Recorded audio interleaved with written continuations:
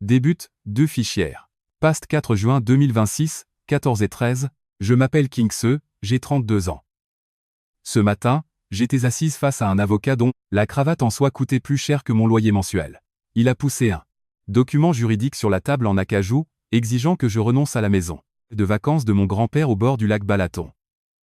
2 ans, 730 jours se sont écoulés depuis que mes propres parents ont fabriqué un faux dossier médical, mentant à toute la ville en prétendant que j'étais une vétérane mentalement instable, juste pour m'exhéréder. Pendant ces 2 années, pas un seul appel téléphonique, pas un seul message pour savoir si j'étais encore en vie ou morte. Et maintenant, alors que leur chère fille en or a fait faillite, ils se souviennent soudain de moi. Pas pour s'excuser. Ils ont engagé un avocat pour me dépouiller du dernier souvenir que mon grand-père m'a laissé. Ils croient que mes 10 années dans l'armée ne m'ont appris qu'à obéir aux ordres. Mais ils ont oublié, je suis officier de logistique. Avant de vous montrer comment un bout de papier vieux de 7 ans a brisé l'orgueil de ce directeur de banque hypocrite, écrivez-moi de quel département vous m'écoutez, abonnez-vous, l'opération vous attend. La table en acajou du cabinet d'avocat était polie comme un miroir, reflétant les néons vacillants au point de me donner mal à la tête. Je suis officier de logistique. J'ai été formé pour observer le terrain, repérer les points faibles de la chaîne d'approvisionnement et reconnaître le moment précis où une négociation bascule en embuscade. Actuellement, Maître Bance était le principal obstacle sur ma carte tactique. Il était assis là, dans son costume hors de prix, sa cravate en soie brillant d'un éclat huileux, tapotant le bout d'un lourd stylo-plume sur la table. Clic, clic, clic. Le son était sec et vide, résonnant dans le bureau silencieux comme un os frappant un autre os. Il ne me regardait même pas. Au lieu de cela, il fixait un point précis quelque part dans l'espace vide entre mon épaule gauche et le bord de la table. Une tactique d'évitement classique. Il s'est raclé la gorge avec un son humide et râpeux, et a poussé vers moi un stylo à billes en plastique bon marché. Le geste était une insulte calculée, contrastant violemment avec l'instrument à plumes d'or qu'il réservait pour lui-même. Signé ici, capitaine, dit-il. Sa voix était aussi fine et sans vie que le papier qu'il voulait me faire détruire. La pièce sentait le café noir éventé, et ce désodorisant industriel au citron utilisé dans les endroits où quelque chose pourrit sous la surface. J'ai attiré l'avis juridique vers moi, suivant du bout de l'index le bord, tranchant comme un rasoir du parchemin de haute qualité. Les mots « déclaration » de renonciation étaient imprimés en lettres épaisses et sans âme en haut de la page. En dessous, l'adresse qui me soulevait le cœur. Sigliget, rue Natfedel 14, le refuge de mon grand-père. Au bas de la page, une signature m'attendait déjà, narguant mon silence. Geller, mon père. Il avait signé son nom d'une encre bleue agressive, appuyant si fort sur les fibres que la pointe du stylo avait presque déchiré le papier. L'empreinte était si profonde qu'elle ressortait au verso, laissant une cicatrice physique sur le document. C'était le style de Geller, laisser un bleu sur tout et tout ce qu'il touchait. J'ai fouillé dans ma poche et sorti mon téléphone. L'écran s'est allumé, sa lumière bleue crue tranchant l'obscurité du bureau. J'ai ouvert mon journal d'appel et navigué dans la recherche. J'ai tapé Gellert. Aucun résultat. J'ai tapé Dora. Vide. 730 jours. Exactement le nombre de jours atroces depuis que les gens qui m'ont donné la vie m'ont parlé pour la dernière fois. 2 années entières de silence radio total. Durant ces 730 jours, ils n'ont pas chômé. Pendant que je reconstruisais ma vie, ils étaient occupés à mener une campagne de dénigrement dans notre petit cercle de Vesprem. Ils ont raconté à la communauté religieuse et aux voisins que j'étais instable, que les ombres de mon service avaient brisé en moi quelque chose d'irréparable. Ils ont utilisé mes années de sacrifice comme une arme pour justifier mon abandon, transformant mon traumatisme en une excuse pour m'éviter. Et pourtant, nous y voilà. Ils n'ont pas pu consacrer une minute à un contrôle de bien-être, mais ils ont joyeusement payé 200 000 forains de l'heure à un étranger pour liquider la seule chose qu'il me reste au monde. Bance ajusta nerveusement sa monture de designer. Il nota quelque chose sur un bloc-notes jaune et laissa échapper un soupir sec et pratiqué. Mon client, monsieur Geller, finalise actuellement un prêt hypothécaire, commença Bance, sa voix, prenant ce ton condescendant et bétanul qu'il utilisait pour parler aux gens. D'en haut, il a besoin de la maison de vacances pour couvrir les frais de liquidation catastrophique de l'entreprise de décoration d'intérieur de votre sœur, Myrtille. Il m'a expressément demandé de vous transmettre un message, capitaine. Il a dit qu'il espérait que vous seriez coopérative, compte tenu de la situation familiale difficile. Coopérative. Le mot avait un goût de cuivre rouillé dans ma bouche. Pour un soldat, la coopération est une question de structure, de sécurité et de confiance mutuelle. Pour Geller, c'était le nom de code pour servilité. C'était la laisse linguistique avec laquelle il m'avait tenue silencieuse. Pendant 20 ans, tandis que Myrtille était traitée comme l'enfant prodige. Myrtille recevait les nouvelles voitures, les cours particuliers coûteux et la grâce infinie d'échouer dans chaque projet vaniteux qu'elle touchait. Maintenant, après avoir dévoré leurs économies de retraite, ils s'en prenaient à l'héritage de mon grand-père pour couvrir sa dernière catastrophe. Le mot « famille » dans la bouche de Bans sonnait comme une injure, un sale tour utilisé par des gens qui ne se souviennent de mon existence que lorsqu'il faut signer un chèque. Je me suis adossé dans le fauteuil de direction en cuir, sentant le matériau grincer sous mon poids. J'ai forcé consciemment mes épaules à descendre, expirant cette tension froide que je portais depuis mon entrée dans ce piège. Et, alors, un son est sorti de ma gorge. Un rire. Il était sec, rauque et totalement dépourvu de joie. Le son de quelqu'un qui a vu le fond du puits et l'a trouvé, rempli de serpents. Bans a tressailli. Il a réellement laissé tomber son stylo plume, qui a heurté lourdement le tapis.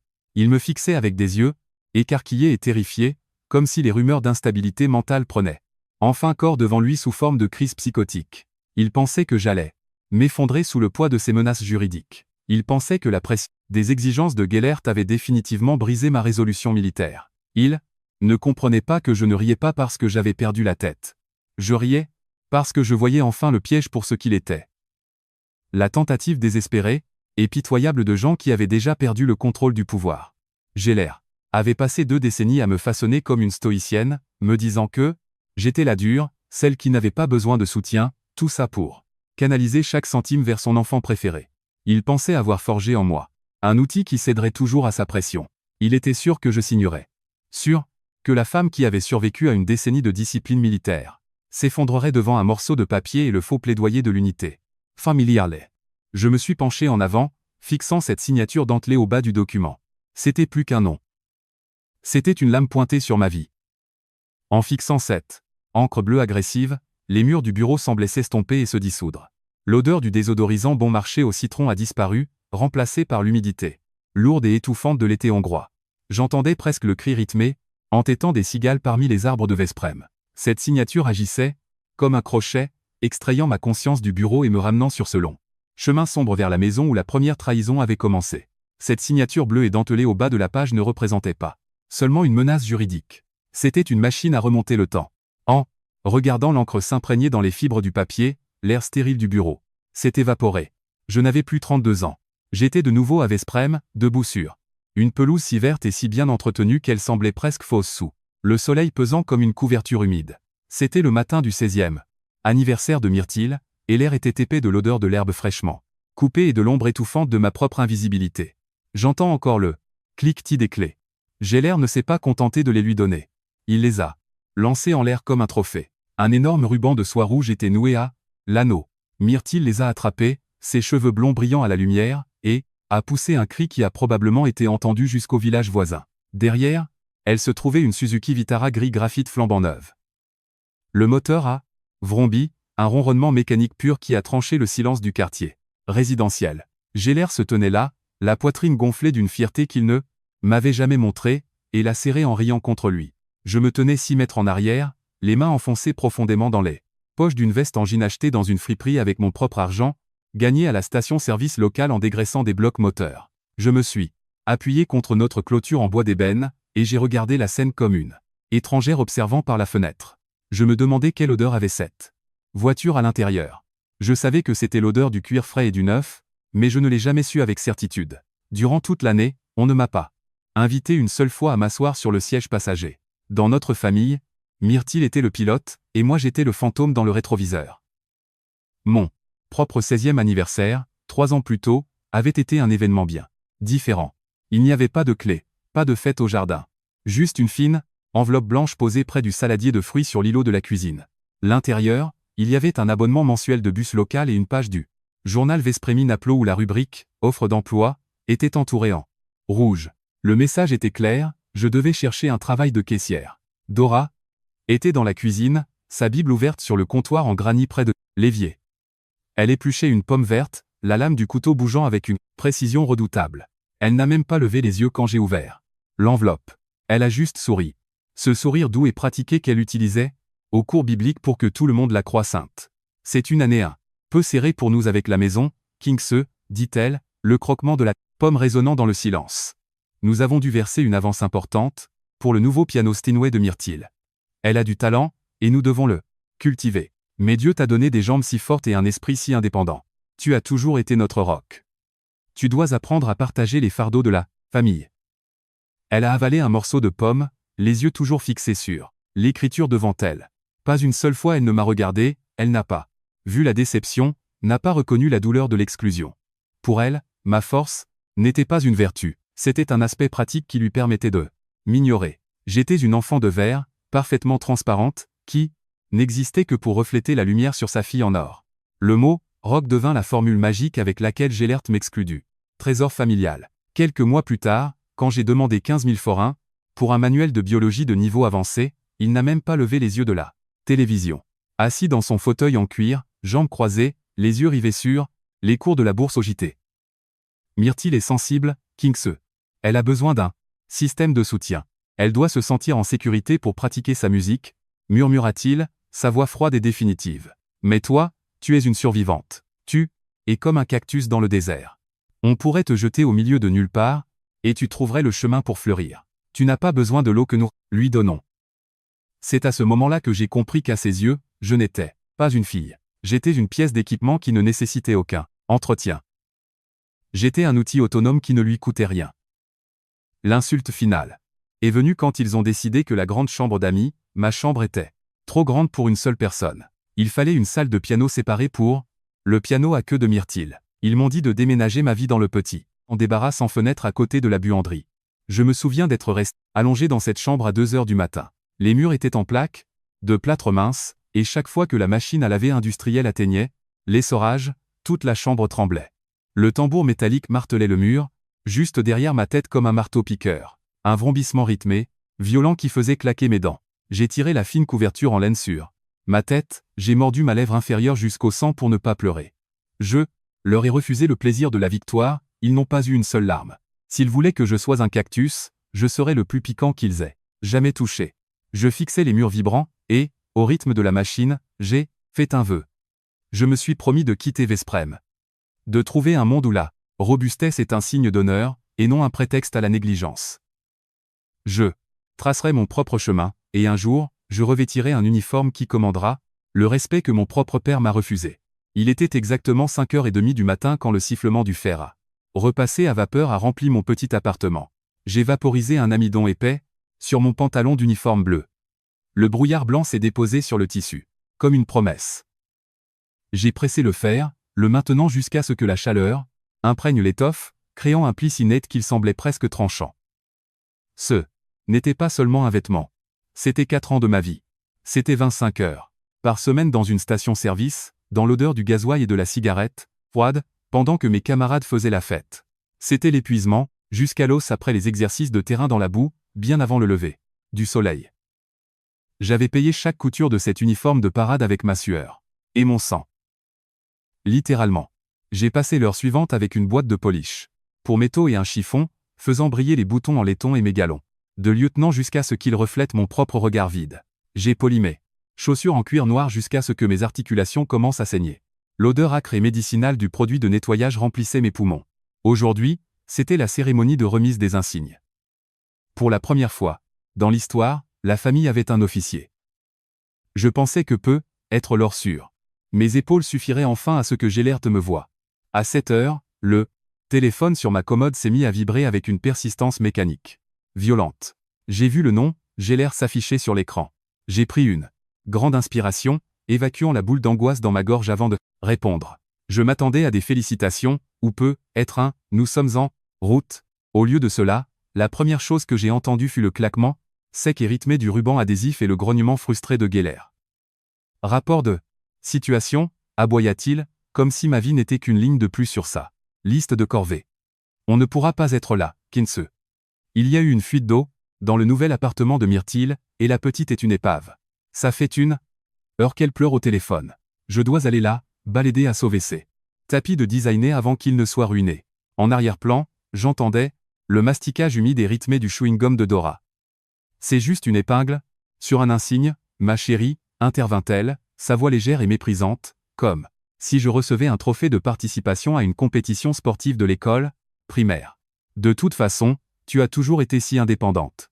Tu te débrouilleras pour faire ces quelques photos toute seule. Ne fais pas un tel drame pour si peu. Puis vint le long bourdonnement plat de la tonalité, occupé. Ce son m'a coupé le souffle plus rapidement que n'importe quel masque. Agathe. Lola était une mère de laiton poli et de famille en pleurs. Je me tenais haut.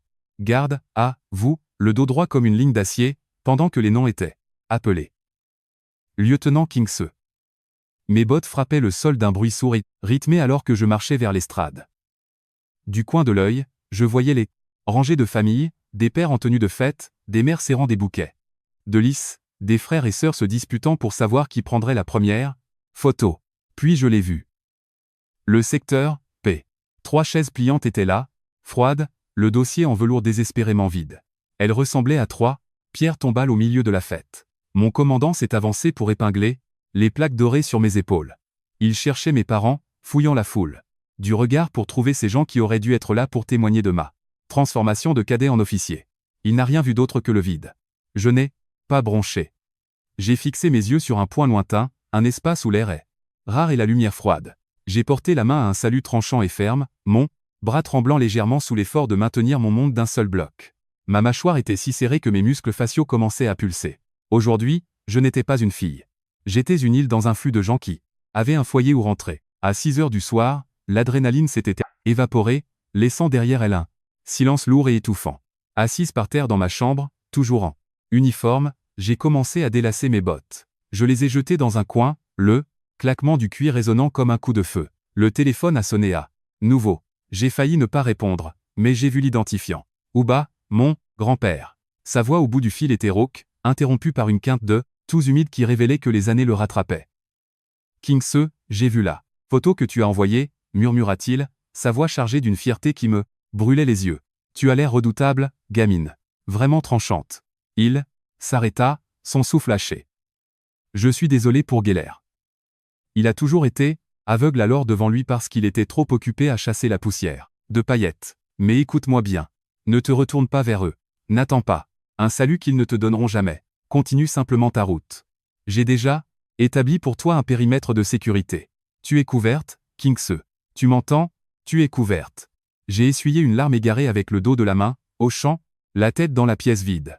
À l'époque, je n'avais pas encore compris tout le poids de ces paroles. Je ne savais pas que pendant que mes parents planifiaient mes funérailles sociales, mon grand-père creusait déjà les tranchées pour me protéger.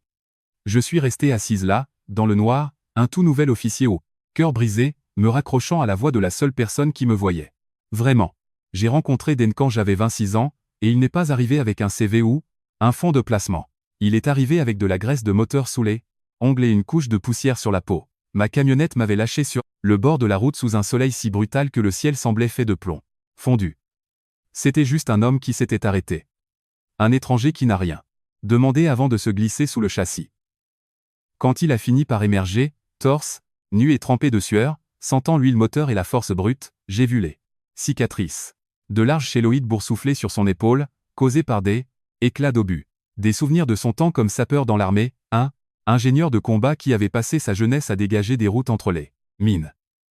Lui n'avait pas les mains soignées des directeurs de banque, ni la voix de soi des hommes vers lesquels Gellert avait essayé de me pousser toute ma vie. Den était bru, solide, fait de ce genre d'acier bleu qui ne plie pas sous la pression. Quand il m'a tendu la main pour m'aider à me relever de là, bout après une averse soudaine, sa poigne fut une révélation. Ce n'était pas ce contact hésitant et calculé auquel j'étais habitué. C'était le poids d'encre d'un homme qui savait exactement comment empêcher quelqu'un de tomber. Notre premier rendez-vous fut un désastre selon les critères de Vesprem. Il avait 45 minutes de retard parce qu'un chantier de câblage sur une nouvelle construction avait débordé. Il n'est pas arrivé dans une berline de luxe. Il est venu dans une Ford F-150 cabossée, portant plus de bout rouge que de peinture blanche. Il a sauté de la cabine, essoufflé, portant encore ses chaussures de chantier, et m'a fourré un bouquet de fleurs sauvages jaunes dans la main. Les pétales étaient éclatants, d'un doré presque aveuglant, mais la moitié était écrasée ou flétrie. Elles étaient enveloppées dans du papier journal pris à la hâte dans une station-service. Désolé, allaita-t-il, frottant sa nuque avec une main encore grise de poussière électrique. Le boulot a foiré.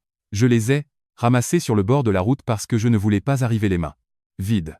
J'ai regardé ces herbes mourantes et l'homme qui avait risqué la circulation juste pour m'apporter quelque chose de beau. Et pour la première fois en 26 ans, ma gorge s'est serrée d'une chaleur réelle et douloureuse. Dans mon monde, l'amour était une transaction. Quelque chose que l'on méritait par la robustesse et l'obéissance. Mais Den avait couru à travers le monde juste pour ne pas manquer une seule seconde de mon temps. Le mariage fut un événement petit et calme dans un parc, mais mes parents l'ont traité comme les funérailles de leur statut social. Gélaire et Dora sont arrivés, avec 30 minutes de retard, habillés comme s'ils se rendaient à un gala sur tapis rouge plutôt qu'à une clairière herbeuse. Ils se déplaçaient parmi les invités, comme s'ils visitaient un foyer pour sans-abri, leur sourire était étroit et fin. Pendant le banquet, nous étions assis à une longue table en bois sous les chênes. Gélaire était assis en face de nous, faisant tourbillonner un vin, rouge coûteux dans son verre, qu'il avait insisté pour apporter lui-même. Ses yeux s'étrécirent en détaillant le smoking de location de Den. Le costume était un peu trop serré aux épaules, tendant sur la carrure de Den. Gélaire saisit sa fourchette en argent, et le grincement du métal sur la porcelaine fine fut un cri rythmé et atroce, une agression sensorielle qui fit tressaillir tout le monde à table. Alors, Den, commença Gélaire, sa voix dégoulinante de cette condescendance supérieure qui précédait toujours l'attaque. Électricien. Résidentiel. Un choix intéressant pour une vétérane. Il laissa échapper un petit ricanement méprisant en buvant une gorgée de son vin. Je pensais vraiment que l'armée avait élargi les horizons de King-Se, lui avait donné l'opportunité de trouver un officier de haut rang, ou peut être quelqu'un avec un vrai diplôme. Je n'aurais jamais imaginé qu'elle se contenterait de quelqu'un qui passe sa vie à ramper dans des conduits et accabler des caves. Dora était assise à côté de lui, couvrant sa bouche d'un mouchoir en dentelle pour glousser, les yeux froids et jugeants. La table devint mortellement silencieuse. Je sentis la chaleur familière de la honte monter dans ma poitrine, ce vieux désir de rester stoïque et de laisser passer l'insulte pour préserver la paix. Mais Den n'était pas un imbécile.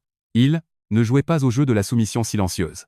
Je sentis sa main lourde, chaude et cicatrisée se poser fermement sur mon épaule, m'ancrant à ma chaise. Il n'a pas crié. Il n'a pas perdu son calme. Il a simplement pris son verre de bière et l'a reposé sur la table en bois avec un bruit sourd et délibéré qui résonna comme un marteau de juge. Il se pencha en avant, ses yeux brûlants d'une intensité sombre et dangereuse, fixés sur le visage de mon père. « Écoutez-moi. Bien, monsieur Gellert, dit Den, sa voix était basse et vibrait d'une autorité qui fit se dresser les poils sur mes bras. Je me fiche royalement que vous ne respectiez pas mon travail. Mes mains sont sales pour que ma vie soit propre, et je dors très bien la nuit. » Il se pencha encore plus, son ombre tombant sur l'assiette de mon père. « Mais à partir de cet instant, vous respecterez ma femme. Vous lui parlerez avec la dignité qu'elle a méritée sous l'uniforme, sinon je fermerai personnellement la porte de cette relation, et je la verrouillerai de l'intérieur. » Gélaire se figea, la bouche entr'ouverte, le verre de vin tremblant dans sa main, tandis que son sourire suffisant s'évaporait. Il regardait Den et voyait pour la première fois un homme qu'il ne pouvait pas intimider avec un relevé bancaire ou une citation biblique. L'air était chargé entre eux d'une tension nouvelle, la déclaration de guerre d'un conflit psychologique mûrissant depuis des décennies. Alors que nous étions assis là dans la lumière déclinante de la Hongrie, je compris que mon grand-père avait raison. Il avait établi le périmètre, mais c'était Den qui allait tenir la ligne. Je n'étais plus une île. J'avais un allié prêt à se salir les mains pour protéger ma paix. Et je savais, en voyant la rage dans les yeux de mon père, que ma famille ne nous le pardonnerait jamais. Les vacances de Noël auraient dû être une pause stratégique pour remettre à plat les rouages de la vie familiale. À l'armée, nous apprécions ces pauses pour maintenir la préparation opérationnelle. Mais alors que j'étais debout devant l'évier de la cuisine ce soir-là, j'ai compris que j'étais tombé droit dans un piège préparé. Tête baissée, je récurais un plat lourd, tandis que l'eau, qui aurait dû être brûlante, coulait glacée sur ma peau. J'avais l'impression que des dizaines d'aiguilles gelées me cousaient les doigts, mais je n'ai pas retiré ma main. J'étais entraîné à l'art d'endurer l'inconfort. Par la fenêtre, la neige commençait à recouvrir l'allée d'une blancheur trompeusement paisible. Mais à l'intérieur, l'air était lourd de l'odeur étouffante de la dinde, laissée au four 5 minutes de trop. La porte de la cuisine se referma derrière moi avec un clic doux et sinistre, signalant le début d'un interrogatoire. Myrtille était là, appuyée contre le comptoir en granit, les yeux déjà grands et humides d'un chagrin superficiel et pratiqué. Elle ne m'a pas posé de questions sur ma dernière mission, ni si le retour à la vie civile était aussi difficile qu'on le disait aux informations. Mon grade ou mon service ne l'intéressait pas. Elle a simplement tendu la main et a tiré sur la manche de mon pull. Sa voix était un murmure fragile et appris qui me faisait mal aux dents. « King-Se, j'ai besoin que tu me prêtes 2 millions, dit-elle. Son ton était aussi décontracté que si elle demandait une tasse de sucre. La boutique a du mal avec le nouveau stock. Papa et maman sont complètement à sec après avoir aidé pour mon loyer le mois dernier. Et tu es la seule de la famille à avoir un salaire d'État sûr et garanti. J'ai arrêté de récurer. Je l'ai regardé. Je l'ai vraiment regardé. Son trait d'eyeliner appliqué par une professionnelle, sa manucure impeccable, et son genre de designer, qui coûtait plus cher que tout. Mon budget alimentaire mensuel. C'était sa 3e urgence, en 2 ans, 4 millions de forains de mes économies durement gagnées avaient déjà disparu dans le trou noir de ses rêves d'entrepreneuse, et je n'en avais jamais revu un seul. Senchimi. J'ai dégagé sa main de mon bras et jeté le torchon mouillé dans l'évier avec un claquement humide et définitif. Non, dis-je, ma voix aussi plate et inflexible qu'un signal sonore. Pas un centime de plus, Myrtille. Si ton entreprise meurt, va chercher un vrai travail dans un magasin et gagne ton argent toi-même. La transformation fut immédiate et d'une précision effrayante. Elle n'a pas argumenté, elle n'a pas cherché à comprendre. Elle a simplement reculé de 2 pas. Sa lèvre inférieure s'est mise à trembler avec la précision mécanique d'une actrice. Elle a poussé un cri aigu et dentelé, le genre de cri qui suggère une agression physique. Puis elle s'est précipitée vers le salon. Quand je l'ai suivie, elle s'était déjà effondrée sur le canapé en cuir blanc, sanglotant si fort dans ses mains que son mascara coûteux commençait à couler en rivière sombre et laide sur son visage. Les ruisseaux d'un deuil artificiel. 15 personnes tantes, oncles et cousins s'arrêtèrent net de manger. Le bruit joyeux du papier cadeau que l'on déchire mourut instantanément, remplacé par un silence lourd et accusateur. Gélaire ne m'a même pas demandé ma version des faits. Il a claqué son journal sur la table en verre avec le bruit d'un coup de feu, et a bondi comme un ressort tendu. Il a marché vers moi, le visage devenu violet foncé, et a pointé un doigt épais à quelques centimètres de mon nez. Quel genre de sœur es-tu, Kingse siffla-t-il, sa voix tremblante d'une rage patriarcale jouée. Ton propre sang se noie, et toi tu restes là avec ton visage froid et sans cœur. Tu as changé. Tu es devenu quelque chose d'irréconnaissable et de cruel. Les murmures commencèrent. Immédiatement, un bourdonnement bas de jugement remplissant la pièce. Puis vint Dora. Elle sortit de la salle à manger, tenant encore un plat de dinde, son expression était celle d'une pitié sainte et douloureuse. Elle posa le plateau sur la table sous la lumière vive et crue du lustre en cristal, et soupira. Un long son théâtral qui sembla aspirer l'oxygène de la pièce. C'est comme ça depuis qu'elle a épousé cet électricien, dit Dora, sa voix assez forte pour que les voisins entendent. Elle se tourna vers tante Linda, les yeux remplis de fausses larmes, en penchant la tête. J'ai peur, Linda. Je pense que l'environnement militaire l'a définitivement brisée. Je pense qu'elle a perdu la tête, c'est le PTSD. Elle est instable, agressive, et elle manque clairement d'empathie. Elle doit aller voir un médecin militaire immédiatement, avant de se faire du mal ou de blesser l'un d'entre nous. L'air dans la pièce devint de glace. 15 paires d'yeux se fixèrent sur moi, mais ce n'était plus une fille ou un officier décoré qu'ils voyaient. Ils voyaient une bombe à retardement, un monstre que le service avait déformé en quelque chose de dangereux et d'inhumain. Personne n'a pris ma défense. Pas un oncle qui s'était vanté de mon grade lors du barbecue du 4 juillet. Pas un cousin qui m'avait demandé des accessoires militaires. C'était le silence des agneaux, une trahison collective plus douloureuse que n'importe quelle blessure physique endurée. Je me tenais là, la mâchoire si serrée que je pensais que mes dents allaient éclater sous la pression. Je sentais la vieille discipline stoïque essayer de prendre le contrôle, cherchant un moyen de m'excuser, juste pour que les hurlements cessent. Mais alors, j'ai senti une main sur mon épaule chaude, stable et totalement inflexible. Denz était là. Il se tenait dans le coin en silence, observant toute l'embuscade avec les yeux d'un homme qui savait exactement comment gérer un champ de mine. Il ne s'est pas mis à argumenter avec la rage pourpre de Gélaire. Il n'a pas honoré les mensonges de Dora d'une réponse. Il a simplement repoussé sa chaise, un bruit aigu et grinçant qui trancha le silence lourd de la pièce comme une lame dentelée. Il a décroché mon manteau du porte-manteau et l'a posé sur mes épaules tremblantes avec une élégance calme et protectrice. On s'en va, dit-il, sa voix était un grognement profond et dangereux qui domina la pièce plus efficacement que n'importe quel officier que j'ai connu. Je n'ai pas regardé en arrière les fausses larmes de Myrtille ou le doigt tremblant de Gellert. Je suis passé devant mon père, écartant son bras tendu, avec une telle force qu'il a vacillé contre la table en verre, et je suis sorti par la porte d'entrée. L'air froid de la Hongrie m'a frappé au visage, il était vif, honnête et pur. La neige tombait en épais rideaux blancs, recouvrant les traces de notre voiture et l'hypocrisie de la maison derrière moi. Alors que la porte claquait une dernière fois, je savais que les vacances étaient finies. La guerre à la maison avait officiellement commencé. Et cette fois, je n'étais Pas seulement une survivante. Je me préparais à la riposte. Je n'étais plus un membre de la famille. J'étais un soldat qui avait enfin identifié le véritable ennemi. Le silence qui suivit le claquement lourd de la porte d'entrée se refermant dans la neige n'était pas le son de la paix. C'était le son du début d'une guerre. Froide. Pour la dernière fois, je me tenais dans l'allée de la maison de mes parents, regardant l'hiver ensevelir mes traces de pas, sachant que la famille, pour la protection de laquelle je m'étais battu, était maintenant l'ennemi que je devais survivre. La campagne de dénigrement n'a pas attendu la fonte des glaces. Elle a commencé en moins de 48 heures. Reka, ma cousine, la seule personne dans ce cercle à qui il restait un gramme de conscience, m'a envoyé secrètement un enregistrement audio numérique. Une semaine plus tard, j'étais assise dans l'obscurité de mon appartement, le seul son étant le vrombissement lointain et rythmé de la tondeuse du voisin. Ce ronronnement typique de banlieue, qui indique normalement la sécurité, mais qui semblait maintenant être un avertissement. J'ai appuyé sur lecture. La voix de Gellert crépitait dans le haut-parleur, nasillarde et haute, avec le tremblement pratiqué d'un père souffrant. Il parlait à Jeannot, le propriétaire de la station-service où je travaillais 60 heures par semaine pour payer mes études. Jeannot, c'est Gellert. Commença-t-il, sa voix dégoulinante d'un faux chagrin pesant. Je t'appelle. Parce que je suis terrifié pour Kingse. Elle est si instable depuis qu'elle est rentrée. L'armée l'a changée, Janos. Sa santé mentale est dans un endroit sombre, et nous craignons qu'elle ne soit un danger pour elle-même ou pour son entourage. J'ai juste pensé que tu devais le savoir, au cas où elle voudrait reprendre ses anciens quarts.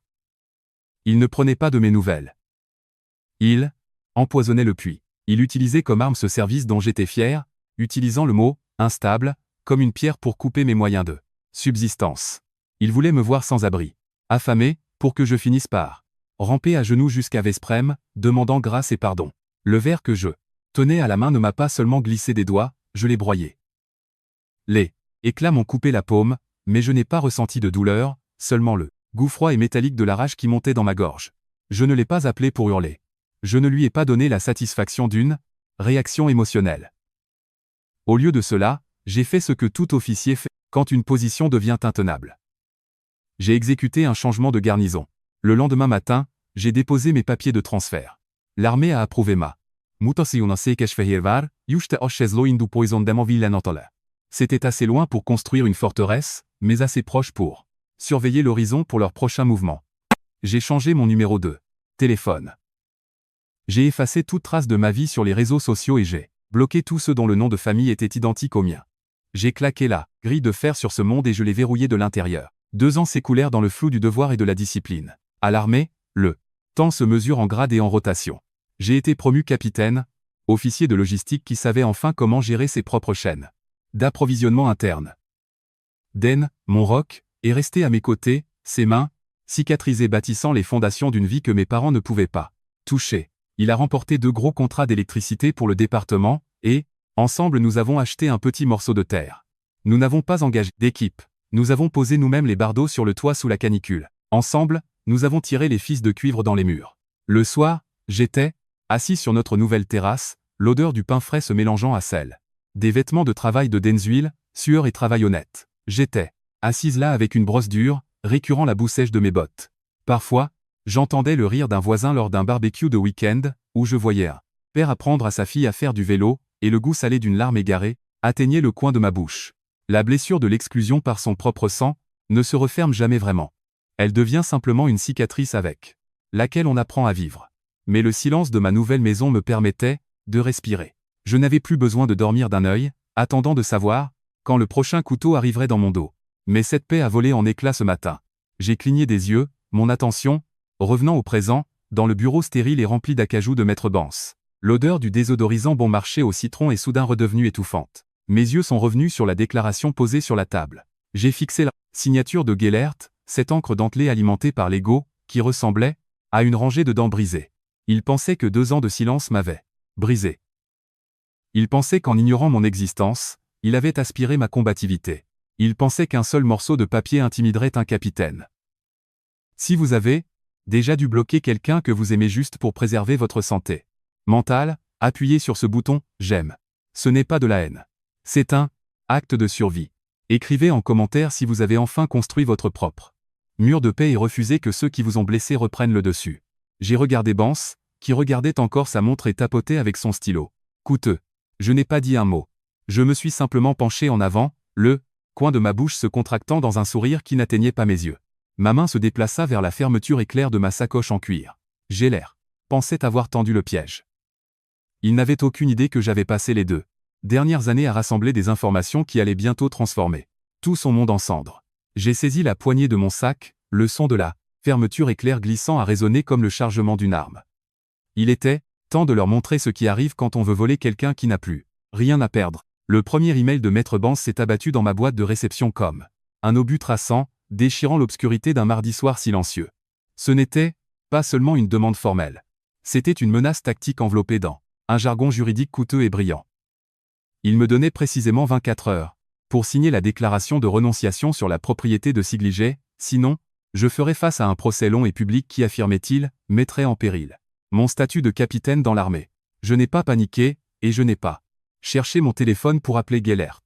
J'ai simplement fermé mon ordinateur portable, je me suis levé et j'ai saisi une lourde lampe de poche en fer. Je suis descendu à la cave dans la maison que nous avions construite avec Den.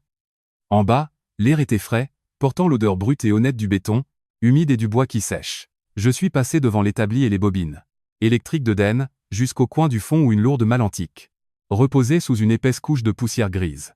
C'était la malle en cèdre de grand-père Hubert. Il me l'avait laissée dans son testament il y a 7 ans, avec une seule consigne mystérieuse. Ne l'ouvre que lorsque tu seras définitivement acculé, Kingse, quand le périmètre sera sur le point de céder. Oh fait. Je me suis agenouillé sur le sol en béton froid, mes genoux craquant sèchement, dans le silence. En essuyant la poussière, l'arôme riche et piquant du cèdre a surgi, frappant mon nez comme un poids physique. C'était l'odeur des étés d'enfance au balaton, l'odeur des vieilles couvertures militaires en laine, et le souvenir de la seule personne qui m'ait jamais regardé pour voir un guerrier. Au lieu d'un outil pratique et robuste, ma main tremblait légèrement en manipulant la lourde serrure en laiton. J'ai écarté les vieilles photos et le drapeau hongrois plié de son cercueil jusqu'au fond, où se cachait une épaisse enveloppe marron. Elle était renforcée avec du ruban adhésif solide, croisé, selon un motif de sécurité spécial. Avec mon couteau de poche, j'ai tranché le ruban, le son du papier qui se déchire résonnant dans la cave vide comme un dernier souffle dentelé. L'enveloppe contenait une liasse de documents juridiques pesants et une seule note autocollante jaunie. L'écriture était incertaine, les boucles des lettres irrégulières et tremblantes, le signe indubitable de la maladie de Parkinson, qui volait lentement sa force à grand-père Hubert. Kingse, commençait la note. Je connais ton père. Il veut le bien à sa manière déformée et alimentée par l'ego, mais il est aveuglé par ta sœur. Il pense pouvoir redistribuer le monde selon ses favoris. Mais cette maison de vacances est à toi. Elle a toujours été à toi. Ne laisse personne te dire le contraire, et n'ose pas abandonner pour payer une énième illusion coûteuse de myrtille. J'ai déjà sécurisé la situation. Avec tout mon amour, grand-père Hubert. Je me suis laissé retomber sur mes talons, le froid du sol de la cave me traversant à travers mon jambe, et après 2 longues années, la digue a fini par céder. Des larmes chaudes et épaisses ont surgi, s'écrasant en lourdes gouttes, rythmées sur le sol poussiéreux. J'ai sangloté, non pas par sentiment de faiblesse, mais par la reconnaissance pure et écrasante que je n'avais jamais été aussi seul que je le pensais. Même depuis la tombe, le vieux veillait sur mon aile, tenant la ligne contre ceux qui auraient dû m'aimer. J'ai essuyé mes yeux avec le dos de la main et j'ai commencé à feuilleter les documents juridiques avec la concentration d'un officier analysant des renseignements. N'était pas un testament ordinaire. C'était quelque chose de bien plus puissant. Une attestation de fiducie irrévocable, trust. 3 ans avant sa mort, grand-père Hubert avait totalement retiré la propriété de Sigliget de sa succession personnelle et l'avait placée dans un trust privé et protégé. La seule bénéficiaire, inscrite en lettres noires épaisses, était Kingse LNP. Le fiduciaire était un homme nommé Maître Kelemen, un vieil avocat vétéran et combatif d'assez Keshfehirvar. Selon la droit hongrois, trust irrévocable signifiait que la propriété ne faisait plus partie de l'héritage familial. Gellért ne lapossédait poche. Dura ne lapossédait poche. Ellenítait poche à eux, pour la vendre, l'hypothéquer ou l'utiliser comme garantie. La tentative de Gellért de vendre cette maison pour 115 millions de forains n'était pas seulement une dispute familiale. C'était une fraude grave au niveau fédéral. Il essayait de liquider un actif avec lequel il n'avait aucun lien juridique pour entrer sur son territoire. Ce matin, alors que je mettais mon blazer pour me rendre au bureau de Bans, mon téléphone a vibré. C'était Reka, ma cousine. Sa voix était un murmure désespéré, et bas. Kingse, tu ne tiens pas ça de moi, souffla-t-elle, sa voix tremblante. Mais la banque a saisi la boutique de Myrtille hier. Elle est totalement à zéro. Et Gellert est désespéré. Il a secrètement pris une hypothèque secondaire sur sa propre maison pour couvrir les 65 millions de dettes de Myrtille le mois dernier, pensant qu'il rembourserait après t'avoir forcé à vendre la maison de vacances. Si aujourd'hui il n'obtient pas cet argent de toi, la banque prendra aussi sa maison. Il est au bord du gouffre, Kingse. Et il prévoit de te pousser pour sauver sa propre peau. J'ai éteint le téléphone, le son fut sec et final dans la pièce silencieuse. J'ai glissé la copie certifiée des documents du trust avec le sceau rouge, gaufré du notaire départemental dans ma sacoche en cuir noir. J'ai remonté la fermeture éclair, le son des dents métalliques s'emboîtant était comme le chargement d'un pistolet de service. Je n'allais pas seulement à un rendez-vous. J'allais à la chasse. Gellert avait passé des décennies à essayer de me convaincre que j'étais un cactus du désert qui n'avait pas besoin d'eau. Maintenant, il allait apprendre que le cactus a des épines, et je vais enfoncer chacune d'elles dans son orgueil. Je me suis levé, j'ai redressé mes épaules et je me suis dirigé vers la porte. Le soleil se levait, et pour la première fois de ma vie, l'air avait une odeur de victoire. Mon grand-père avait tendu le piège, et aujourd'hui, c'est moi qui allais presser la détente. Maître Bance tapotait de l'index sur la table en acajou. Un son sec et rythmé, qui rappelait une horloge tournant sur une bombe. Le temps, c'est de l'argent, capitaine, murmura-t-il, consultant sa montre en or pour la 3e fois en 10 minutes. Je n'ai pas répondu. J'étais assise là, la colonne vertébrale, droite comme une baïonnette, les yeux fixés sur la porte. Je savais que ce tueur, à gage à la cravate en soi n'était pas le véritable ennemi. J'attendais que le commandant de l'opération échouée montre son visage et soit témoin de sa propre défaite. La lourde porte en chêne s'ouvrit enfin, et Gellert entra dans la pièce. Il ne s'est pas contenté d'entrer. Il a occupé l'espace comme un homme qui pense que le monde est son coffre-fort privé. Il portait une chemise bleu clair, parfaitement repassée, ses cheveux argentés étaient coiffés en arrière avec une pommade coûteuse. Une odeur de parfum au cèdre et d'assurance illégitime émanait de lui. Il ne m'a pas regardé comme sa fille. Il me traitait comme un article de stock problématique qui refusait de se liquider pour son profit. Gellert tira la chaise en cuir en face de moi, s'assit, croisa les jambes et s'adossa avec un soupir condescendant. Signe les papiers, Kingse, commença-t-il, sa voix chargée de cette fausse inquiétude paternelle qui m'aurait fait m'effondrer. Quand j'étais enfant. Signe-les, tout simplement. Ne rends pas ça plus compliqué que ça ne l'est. L'économie est brutale en ce moment, et la famille fait face à une véritable crise.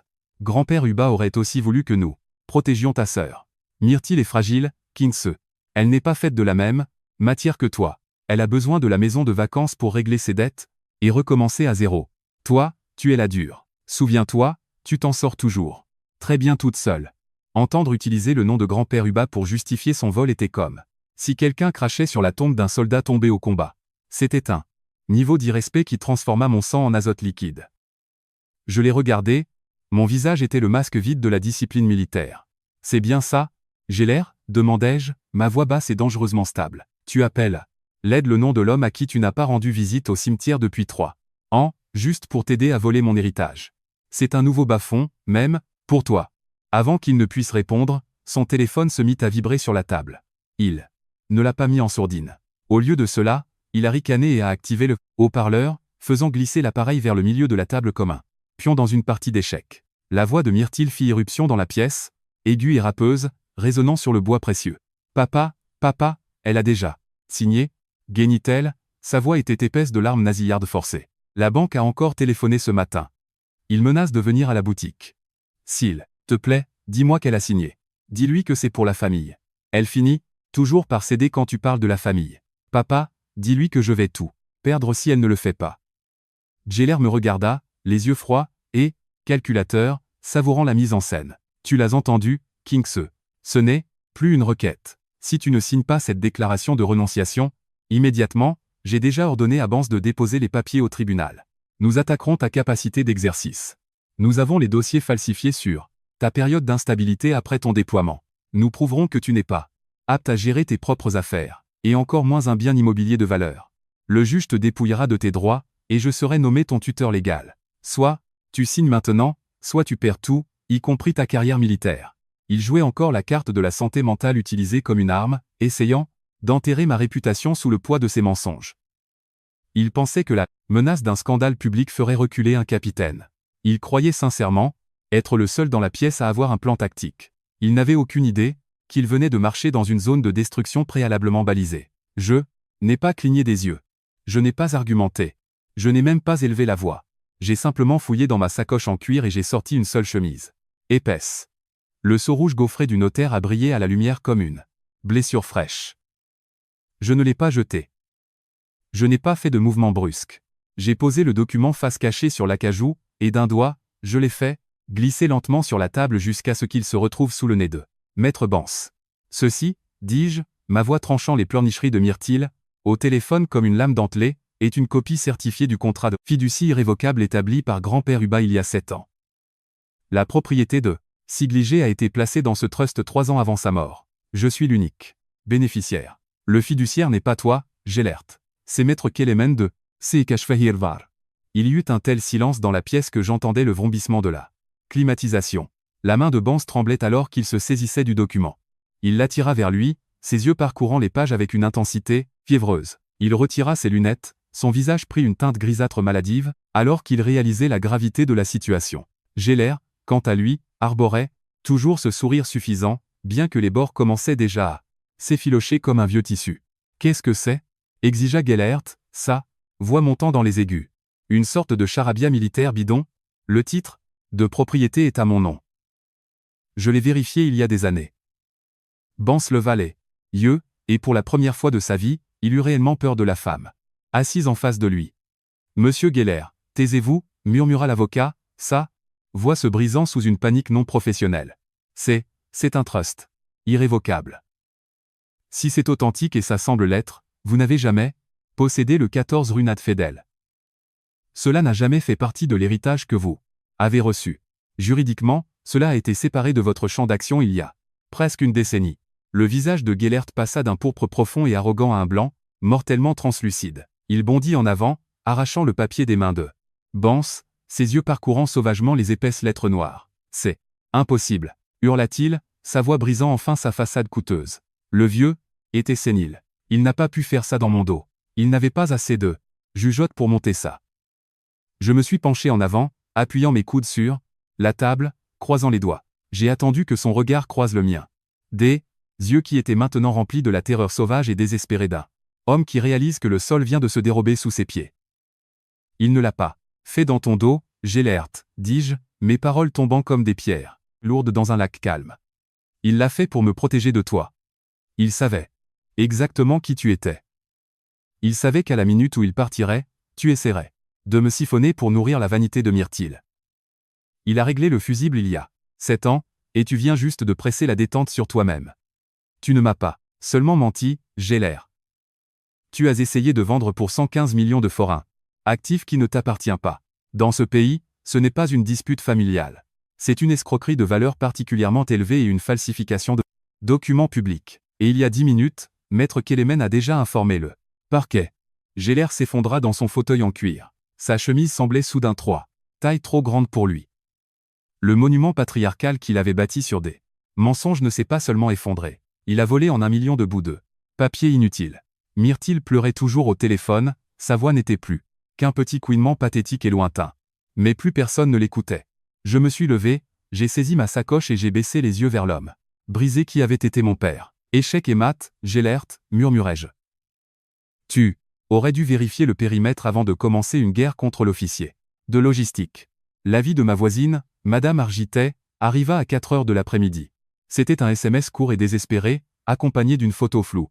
Le 4x4 argenté de Gellert et le cabriolet blanc de Myrtille étaient garés négligemment sur la pelouse de la maison de vacances, écrasant l'herbe que j'avais soignée. Il avait utilisé la vieille clé de réserve cachée sous la terrasse, une clé que j'avais oubliée pour entrer par la porte et commencer leur occupation illégale de ma propriété. À 5 heures, Myrtille avait déjà posté une photo sur Facebook. Elle était assise dans le fauteuil de jardin sculpté à la main de grand-père. Hubert sur le ponton, tenant un chardonnay coûteux, avec un faux sourire serein. La légende disait, temps en famille au balaton. Peu importe qui veut nous séparer, le sang oblige. Enfin à la maison. Il n'était pas venu juste pour une visite. Il s'était enterré comme une force ennemie. Il pensait qu'en étant physiquement présent, il pourrait faire valoir une protection de la possession, ou plus probablement, me faire honte et me forcer à un compromis. Il croyait que s'il faisait assez de bruit sur l'unité familiale, je finirais par leur donner les clés et le titre de propriété juste pour que le mal de crâne s'arrête. Ils avaient passé des décennies à parier sur ma robustesse, supposant que je serais toujours celle qui plierait pour qu'il n'ait pas à se briser. Dan se tenait à mes côtés dans notre cuisine pendant que je regardais l'écran, ses doigts étaient tachés de graisse de moteur, sa mâchoire contractée en une ligne dure et dangereuse. Il serrait si fort une lourde clé en acier que ses articulations en étaient devenues blanches. « Comment veux-tu exécuter ça, Kingsley » demanda-t-il, sa voix était basse et vibrait d'une rage protectrice. « On peut descendre là, bas tout de suite et les expulser physiquement. » J'ai secoué la tête, les yeux froids, fixés sur l'image de Myrtille assise dans le fauteuil de mon grand-père. « Non, dis-je, ma voix était tranchante comme une baïonnette. On ne se salit pas les mains. On utilise le système que grand-père a construit pour nous protéger. On va effectuer une frappe aérienne juridique. » J'ai pris le téléphone et composé le numéro de Maître Kellemen, le fiduciaire. Mes instructions furent brèves et sans émotion. Je lui ai dit de délivrer une mise en demeure immédiate de 72 heures pour quitter les lieux contre 3 intrus à l'adresse de Cibligé. Je lui ai dit que s'il ne partait pas à l'échéance, il devait coordonner l'expulsion forcée avec la capitainerie de police départementale. Je n'ai pas négocié. J'ai nettoyé le périmètre. Le lendemain matin à 6h47, mon téléphone a explosé. C'était Dora. Elle n'a pas commencé par des excuses ou une explication.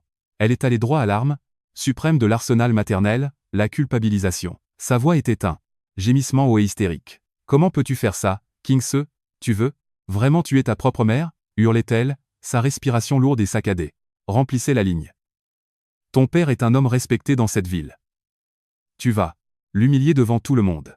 L'armée a fait de toi un monstre sans cœur. As-tu oublié tout ce que nous avons fait pour toi ?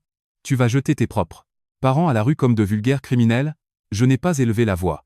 Je n'ai pas défendu mon service. J'ai simplement attendu qu'elle reprenne son souffle. Je ne vous prends rien, Dora, dis-je, l'appelant par son prénom. Pour la première fois. Je reprends simplement ce qui est à moi. Il vous reste 48 heures. Je vous suggère de remballer les ordures que vous avez apportées avant que la police ne le fasse pour vous. J'ai raccroché avant qu'elle ne puisse répondre. Le silence qui a suivi avait un goût de victoire. 2 jours plus tard, à midi pile, une voiture de police est entrée dans l'allée en gravier de la maison de vacances. La présence de la loi était absolue. J'étais assise dans ma camionnette au bout de la route, observant à travers le pare-brise. Geller fut le premier à sortir. Il semblait plus petit que jamais. Ce n'était plus ce puissant directeur de banque dans sa chemise coûteuse. C'était un homme que l'on venait d'expulser d'une maison qu'il avait essayé de voler. Il portait des valises lourdes et trop pleines vers son 4x4. Son visage était déformé par un masque de rage muette et impuissante. Myrtille le suivait, ses lunettes de soleil de designer cachant sa défaite. La partie la plus satisfaisante ne fut pas la présence policière. Ce fut le public. Madame Argita et plusieurs autres voisins étaient sur leur terrasse, bras croisés, observant toute cette honteuse retraite. C'étaient les gens à qui Gellert avait menti pendant des années, leur disant que j'étais instable et ingrate. Maintenant, ils voyaient la vérité. Ils voyaient un homme qui avait essayé d'occuper illégalement la propriété de sa fille, et qui était emmené par les autorités. La façade de la famille ne s'est pas seulement fissurée, elle s'est envolée dans le vent du balaton. Les dominos sont tombés à la minute où la maison de vacances a été sécurisée. Sans les 115 millions de revenus issus de la vente de la maison, le plan désespéré de Gellert pour sauver la boutique de Myrtille s'est effondré. 2 semaines plus tard, la banque a officiellement saisi son magasin. Le panneau, fermé, sur la vitrine était la preuve finale de son incompétence. Gellert n'avait plus de coups à jouer. Il fut contraint de vendre son 4S4 adoré juste pour rester à flot. Mais même cela ne suffit pas. Il dut casser tout son fonds de pension de retraite, ce qui entraîna d'énormes retenues d'impôts et détruisit l'œuvre de sa vie.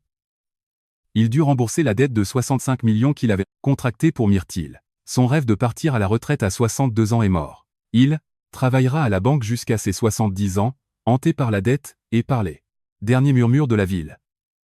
Il avait tout misé sur mon silence, et il a perdu. J'étais enfin libre des ombres, et ma famille vivait enfin dans la réalité qu'ils s'étaient eux-mêmes construite. L'air à Cibligé avait enfin à nouveau une odeur d'oxygène. Une semaine après, que la police eut escorté le dernier membre toxique de la famille hors de la propriété, nous sommes revenus avec Dan pour commencer la véritable restauration. La maison semblait hantée non pas par des fantômes, mais par les résidus gras laissés par des gens qui n'avaient rien à faire ici. Nous avons passé les premières 48 heures à arracher ce papier peint floral kitsch que Myrtille avait collé sur le bois d'origine, une tentative désespérée de marquer son territoire sur une terre qu'elle n'avait jamais méritée. Chaque bande de papier que j'arrachais donnait l'impression qu'une couche de peau guérissait. Sous les motifs artificiels, le pain solide et honnête était toujours là, attendant la lumière. Le samedi après-midi, je me suis retrouvé dans le coin du fond du garage, poussiéreux. C'était un espace que Gellert avait ignoré parce qu'il n'y avait rien qu'il puisse vendre. Parmi les outils de jardin rouillés et les toiles d'araignée, j'ai repéré une boîte en carton ayant pris l'eau. À l'intérieur, enterré sous de vieilles déclarations d'impôts, se trouvait un album photo relié, en cuir que je n'avais pas vu depuis mes 10 ans. En soulevant la lourde couverture, une seule photo volante glissa et atterrit sur le sol en béton. Je l'ai ramassée, et j'ai eu le souffle coupé. C'était une Polaroid de 1998. J'avais 6 ans, j'étais à ciseaux sur les larges épaules de grand-père Hubert, mes petites mains agrippées à ses oreilles pour l'équilibre. Je tenais une canne, à pêche en plastique jaune vif, et lui riait un rire large et sincère que je pouvais presque entendre à travers l'encre décolorée. Il tenait mes jambes si fermement, veillant à ce que je ne tombe pas. Pendant 2 décennies, mes parents ont essayé de me convaincre que j'étais un personnage secondaire, un plan B, un cactus qui n'avait pas besoin d'eau. Mais cette photo était la seule preuve dont j'avais besoin pour réfuter leurs mensonges. Je n'étais pas né pour être un outil. J'étais né pour être aimé et une fois, une personne m'a aimé, quelqu'un qui comprenait vraiment le sens du mot. J'ai glissé la photo dans la poche de poitrine de ma chemise de travail, juste contre mon cœur, et je suis sorti du garage. Cependant, le monde extérieur ne me lâchait pas si facilement. Mon téléphone était devenu un champ de bataille de notifications venant précisément de ces gens qui avaient regardé en silence ma crucifixion de Noël. Maintenant que la vérité sur le trust irrévocable était éclatée, et que la fraude de Gellert était le sujet de conversation du département, les singes volants faisaient leur apparition. Tante Linda m'envoya 3 messages distincts, son ton variant de l'accusateur au pathétique. Ils m'ont menti, Kingse, écrivait-elle. Nous pensions tous que c'était toi le cas difficile. Nous sommes une famille, ma chérie. S'il te plaît, ne laisse pas une maison nous détruire. Je n'ai pas ressenti de colère. En lisant cela, je n'ai pas ressenti le besoin de me justifier. J'ai simplement balayé vers la gauche et appuyé sur supprimer. J'ai instauré le zéro contact. Non pas par malveillance, mais par nécessité tactique. À l'armée, on ne laisse pas une ligne ouverte vers une source qui a été compromise. Ce soir-là, assise à la petite table de la cuisine, j'ai pris une seule feuille de papier. Je n'ai pas écrit de manifeste. Je n'ai pas demandé d'excuses dont je savais qu'elles seraient vides. J'ai écrit une note courte et tranchante pour Gellert et Dora. Les règles de ma vie ont changé, écrivis-je, le stylo, gravant profondément le papier. La porte de cette maison n'est pas fermée par haine. Elle est fermée parce qu'elle est un refuge pour ceux qui donnent du respect et de la vérité. Vous serez les bienvenus quand vous saurez arriver en tant que parents reconnaissant ma valeur, et non comme des débiteurs cherchant une bouée de sauvetage. Jusque-là, le périmètre reste clos. J'ai fermé l'enveloppe, je l'ai timbrée et je l'ai descendue à la boîte aux lettres. J'ai relevé le petit drapeau rouge. Le message était parti. Dan m'attendait près de la terrasse, appuyé à la rampe, regardant les menuisiers locaux finir de réparer les escaliers en bois que Gellert avait griffonné lors de son départ. Il s'approcha et m'enlaça, son menton reposant sur mon épaule. Sa présence était une chaleur constante et rassurante qui me rappelait, j'avais construit ma propre escouade à partir de rien. Tu seras toujours la méchante dans cette histoire à leurs yeux, tu le sais n'est-ce pas ? Murmura-t-il. J'ai hoché la tête, regardant le soleil commencer à basculer derrière la ligne des arbres. Je sais. Ils m'appelleront la froide. L'ingrate. Ils diront probablement à toute la ville que je suis la folle qui a jeté ses parents vieillissants à la rue. Est-ce que ça te dérange ? Demanda-t-il. J'ai regardé le poste de garde que j'avais établi. Les frontières physiques et émotionnelles qui protégeaient maintenant ma paix. Non, dis-je, et pour la première fois de ma vie, je le pensais vraiment. La frontière n'est pas un mur, bâti par la haine, Dan. C'est un poste de garde, et c'est moi qui ai les clés. J'ai passé 28 ans à essayer de mériter une place à leur table. J'ai enfin compris que c'est moi qui possède tout ce maudit balaton. Je suis descendu sur la pelouse en pente, j'ai dépassé l'épine jusqu'à ce que mes bottes touchent le bois usé du ponton. Le lac était une feuille lisse comme un miroir, reflétant les violets profonds et les oranges enflammés du coucher de soleil hongrois. Je me suis assise dans le fauteuil de jardin vert de grand-père. Hubert celui que Myrtille voulait pour elle, et j'ai senti la brise fraîche venant de l'eau sur mon visage. J'ai bu une lente gorgée de mon thé fumant, la chaleur se diffusant dans ma poitrine. Je suis le capitaine Kingse. Je suis une épouse. Je suis une propriétaire. Je suis une survivante. Il m'appelait la dure, parce qu'il pensait que cela signifiait que je pouvais absorber une quantité infinie de mauvais traitements et rester debout. Il se trompait. Ma robustesse n'était pas un permis pour leur cruauté. C'était le carburant dont j'avais besoin pour brûler leur pont, et construire mon propre pont vers la lumière. J'ai regardé la dernière tranche de soleil disparaître derrière les collines, laissant une traînée dorée sur l'eau. La guerre est finie. Le périmètre est sécurisé, et pour la première fois de ma vie, je suis exactement là où je dois être. Je suis chez moi. Alors que nous refermons l'histoire du capitaine Kingse, j'aimerais partager une leçon vitale. La véritable résilience ne consiste pas seulement à être capable d'encaisser les coups. Elle réside dans le courage stratégique de tracer une ligne dans le sable. Le parcours de Kingse a prouvé que la famille est un titre qui se mérite par le respect mutuel, et non un droit biologique à l'exploitation ou à la destruction. Choisir sa santé mentale face à des liens familiaux toxiques n'est pas un acte de haine. C'est la forme ultime de préservation de soi. Je crois que votre valeur n'est jamais définie par ceux qui sont incapables de la voir, mais par cette part de vous que vous refusez de les laisser briser. Kingse a enfin sécurisé son périmètre et trouvé son foyer. Et maintenant, je veux entendre parler des vrais héros. Vous, est-ce que vous tenez actuellement les clés de votre propre poste de garde, ou êtes-vous encore en train de lutter pour établir les frontières nécessaires? Je veux que cette chaîne soit un refuge pour ceux qui sont robustes. Si cette fin vous a donné de la force, s'il vous plaît, appuyez sur le bouton « J'aime ». Croyez-vous que le zéro contact soit la forme ultime de soin de soi? Partagez votre opinion et écrivez en commentaire « Chez moi ». Abonnez-vous pour ne jamais manquer notre prochain voyage. Merci d'avoir été ici avec moi.